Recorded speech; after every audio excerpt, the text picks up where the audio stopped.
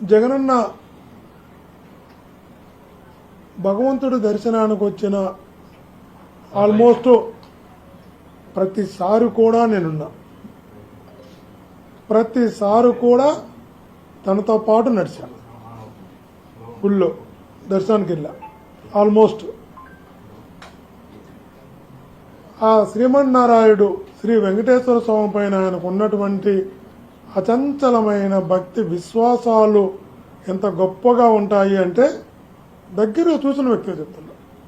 తను ఏ రోజైతే తిరుమలకి వెళ్ళడానికి ప్రిపేర్ అవుతాడో ఆ రోజు ఈరోజు తిరుమలకు వస్తాడు, మరుసటి రోజు దర్శనం చేసుకుంటాడు.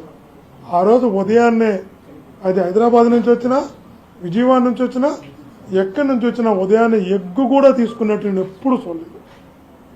ఒక్కసారి తిరుమలకు వచ్చినప్పుడు కొంత డెలిగేట్స్ వచ్చి అన్నప్పుడు తను చెప్పినటువంటి మాట ఆ రోజు నేను ఉన్నాను అక్కడ.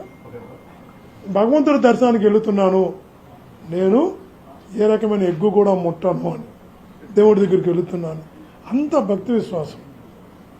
అందుకే యాదృచ్ఛికంగా అయినా గుర్తుపెట్టుకోండి, తన పాదయాత్ర ప్రారంభం దేవుడి దగ్గర నుంచే స్టార్ట్ చేశాడు.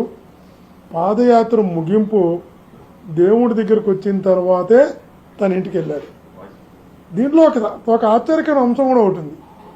తన మొత్తం నడిచినటువంటి పాదయాత్ర 3680 కిలోమీటర్లు నడిచాడు.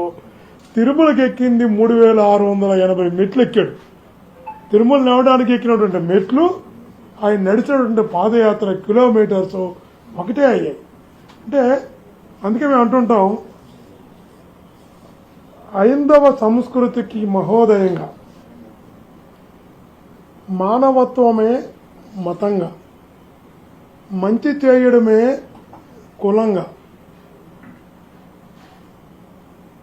సంకల్పంగా వెంకన్న విశ్వాసిగా ఉన్న వ్యక్తి జగనన్న. తన తండ్రి చనిపోతే పిండ ప్రదానం అన్నది చేసినటువంటిది సమాజానికి అంతా తెలుసు. ఏ సంస్కృతిలో, ఏ సాంప్రదాయాల్లో, ఏ సనాతన ధర్మంలో ఎక్కడుంది? హిందూ సంస్కృతిలోనే కదా. తన తండ్రికి పిండ ప్రదానం చేశారు అంటే ఆ సంస్కృతి పైన, హిందూ సాంప్రదాయం పైన వారికి ఉన్నటువంటి నమ్మకానికి ఇంతకన్నా నిదర్శనం కావాలా అని అడుగుతున్నా.